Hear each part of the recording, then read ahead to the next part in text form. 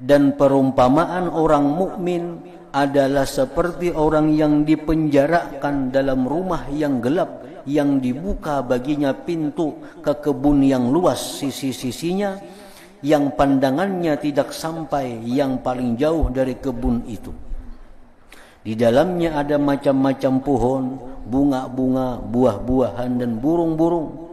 Maka ia tidak ingin kembali ke penjara yang gelap itu. Sudah jelas itu. Jadi orang yang mukmin ini dalam dunia ini laksana dalam penjara yang gelap gulita. Begitu dia mati, melihat tempatnya yang istimewa di sisi Allah.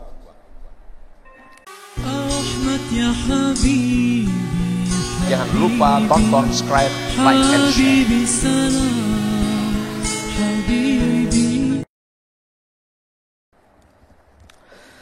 Ketahuilah bahwa orang mukmin itu, orang yang beriman itu terbuka baginya sesudah mati dari luasnya keagungan Allah.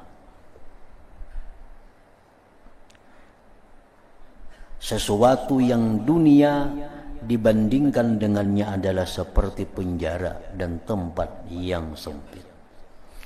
Orang yang beriman itu dia sesudah meninggal dunia itu melihat, oh ini sekalinya ganjarannya orang yang menuntut ilmu. Dalam dunia hanya dia bisa membaca, bisa mendengarkan, bisa membayangkan. Oh ini ganjarannya sekalinya orang yang sembahyang sunat subuh.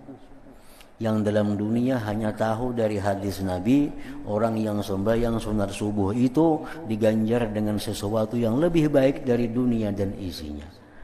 Dalam dunia kita bisa membayangkan aja, bisa mendengarkan hadis-hadis Nabi. Nah sesudah kita mati terbuka, oh ini sekalinya ganjarannya.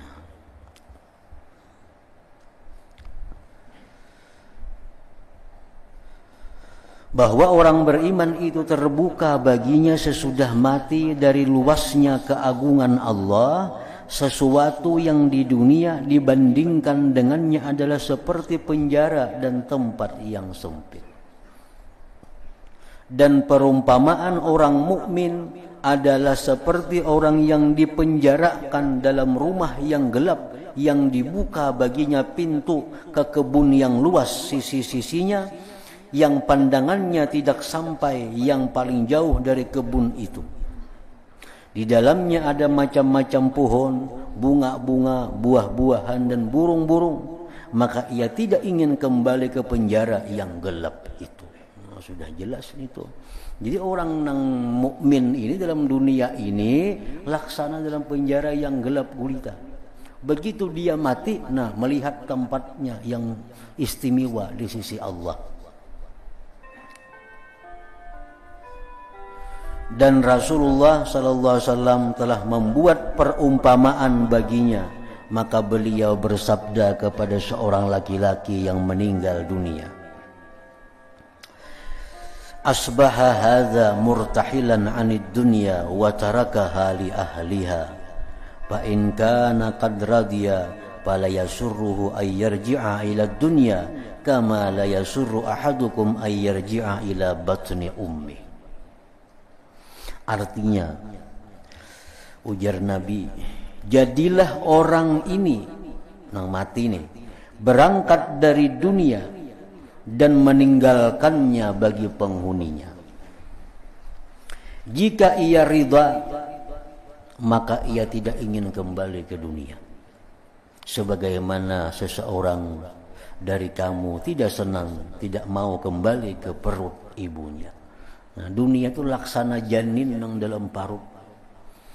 Nah, begitu dia keluar ke alam dunia, itulah laksana orang mukmin yang meninggal dunia, keluar dari penjara menuju kepada tempat yang lapang, yang luas, yang indah itu. Maka beliau memberitahukan kepadamu dengan hadis ini bahwa perbandingan luasnya akhirat dengan dunia adalah seperti perbandingan luasnya dunia dengan gelapnya rahim ibu itu. Nah, kayak apa dunia dibanding dengan rahim ibu? Nah, itulah bandingnya dunia seperti rahim ibu, akhirat seperti luasnya dunia ini. Rasulullah sallallahu alaihi wasallam bersabda, "Inna mathalal mu'min fid dunya kamathalil janin fi batni ummih, idza kharaja min batniha baka ala makhrajih, hatta idza ra'a ad-daw'a wa wudi'a lam yuhibba ay yarji'a ila makani." Artinya sesungguhnya perumpamaan orang mukmin di dunia adalah seperti perumpamaan janin dalam perut ibunya. Apabila ia keluar dari perut ibunya, maka ia menangis atas keluarnya. Waktu keluar itu menangis bang dulu, bakal karasan keluarnya, menangis inya. Sehingga apabila ia melihat cahaya dan diletakkan, maka ia tidak suka kembali ke tempatnya. Nah, sama orang beriman itu mati sakit, dia menangis. Begitu sudah melihat apa yang disediakan Allah kepadanya, kada ingin lagi kembali kepada kehidupan dunia ini. Nah, begitu pula seorang mukmin itu ia bersedih karena kematian. Maka apabila ia sampai kepada Tuhannya, maka ia tidak suka kembali ke dunia, sebagaimana bayi tidak suka kembali ke perut ibunya. Dikatakan kepada Rasulullah sallallahu alaihi wasallam bahwa si fulan telah meninggal dunia. Ujar orang lawan Nabi, tu si fulan mati, meninggal dunia. Maka beliau bersabda, ujar Nabi, mustarih au mustarahun minhu. Mustarih au mustarahun minhu. Artinya ia beristirahat. Orang mati itu Nabi ia beristirahat, atau orang-orang lain diistirahatkan daripadanya. Antara dua aja. Orang mati itu antara dua, bila kada inya nang istirahat atau orang lain yang istirahat. Beliau sallallahu alaihi wasallam memberi isyarat dengan mustarih, ia beristirahat kepada orang mukmin. Orang mukmin itu kalau inya mati, inya istirahat. Istirahat apa? Istirahat daripada menghadapi godaan, cobaan, kesempitan, kesusahan dalam dunia. Dia sudah pindah ke alam lain dengan yang lebih baik, lebih indah, lebih nikmat. Jadi orang mukmin itu bila mati mustarih, dia istirahat. Dan dimaksud Nabi dengan mustarah minhu, diistirahatkan kepada orang yang zalim. Nah, orang zalim itu kalau inya mati nang hidup ni istirahat, inya nang ampih istirahat. Kan orang ini suka berbuat keunaran, suka berbuat kezaliman, suka menyakiti orang. Inya mati, nah orang istirahat lapang. Inya nang sibuk pulang mbah matin itu. Jadi orang mati itu antara dua, bila kada inya nang istirahat atau nang ditinggal istirahat. Kalau orangnya mukmin, orangnya baik, mati inya istirahat. Kalau orangnya zalim, nah inya mati nang tinggal nang istirahat nang lapang artinya. Abu Umar sahibus Suqya berkata, ini Umar meliwati kami, sedangkan kami adalah anak kecil. Lalu ia memandang ke kuburan. Maka tiba-tiba ia melihat tengkorak manusia. Maka ia menyuruh seorang laki-laki untuk menutupinya. Kemudian ia berkata, sesungguhnya badan ini tidak dibawa mudarat oleh tanah sedikit pun. Dan hanya saja rohlah yang disiksa dan diberi pahala sampai hari kiamat. Nah, karena hari kiamat hanyar, badan itu dikumpulkan kembali, nah dimasukkan roh lagi. Nah selama ini belum hari kiamat, itu hanya roh yang menerima kesenangan, yang menerima kesengsaraan bagi yang jahat, itu roh. Nah sedangkan badan ini, ujar Abu Umar tadi, nah badan ini sedikit pun tidak dimudaratkan oleh tanah. Hanya rohlah yang disiksa dan diberi pahala sampai hari kiamat.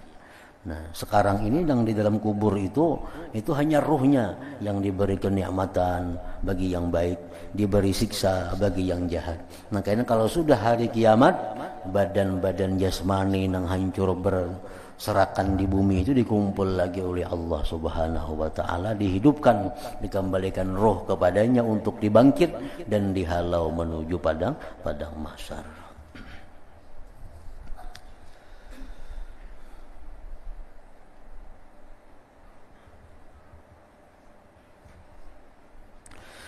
Dari Ammar bin Dinar ia berkata, tidaklah seorang mayit yang meninggal dunia melainkan ia tahu apa yang terjadi pada keluarganya sepeninggalnya. Nah, tidaklah seorang mayit yang meninggal dunia melainkan ia tahu apa yang terjadi pada keluarganya sepeninggalnya. Oh, kelakuan anaknya kayak ini, imbahnya meninggal dunia, kelakuan ini jam ini, katahu. Nah, si mayit itu. Makanya salah satu mudarat daripada perbuatan maksiat, karena satu maksiat itu memudaratkan 10 kemudaratan. Di antaranya adalah orang yang melakukan maksiat itu membuat sedih, membuat kada nyaman orang yang sudah mati di antara orang tuanya.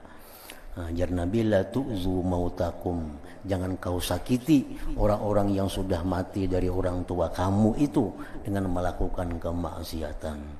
Nah, kita maksiat sidin tahu, sudah mati abah mama kita dikubur tahu, anak sidin melakukan ini melakukan itu, berarti membuat sedih mereka yang dalam kubur itu.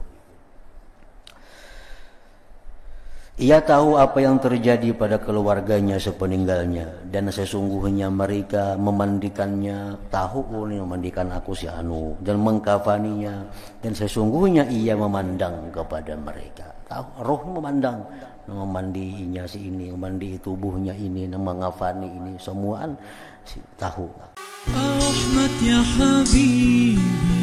Jangan lupa tonton, subscribe, like, and share.